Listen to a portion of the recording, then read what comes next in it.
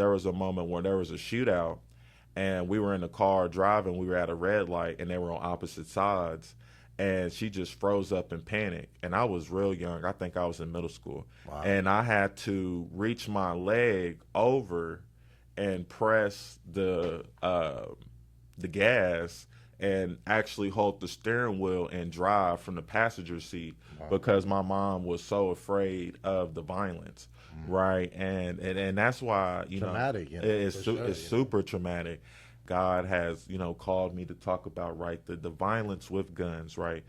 What's going on with that? Mm-hmm. Well, I had to realize when I studied that guns as a concept were formed by alchemists. Okay. And if you know what an alchemist is a form of magic or technique, arts and craft, Sure. where during the Song Dynasty in China, and I want to say 700 AD, correct me if I'm wrong, but they were trying to create the elixir of life, but and through that they made gunpowder instead. Something So deadly. yeah, something deadly. So something in the pursuit of life was made in death, because anytime as humans we try to mimic God's power, we usually create some type of concoction of evil. So then when I just read more and did more research on the history of guns and gun violence, and then how I went to Belgium, and you had monks there that were creating gunpowder for the same reason, a form of alchemic process, and just all the war that ensued. And I started thinking about the Bible and just codes of ethics, things like chivalry and knight culture, or the Bushido code with samurai. Right. And I realized that in the past, it seemed that ancient cultures had some type of traditional morality surrounded around handling a weapon. Right. But nowadays, anybody can go get a weapon. And mind you, a weapon is a man's right in defense for his home. Because even in the book of Ecclesiasticus or Ecclesiastes, it says that there's a time for everything. There's Yeah. even Time a for war. Time for yep, peace. exactly.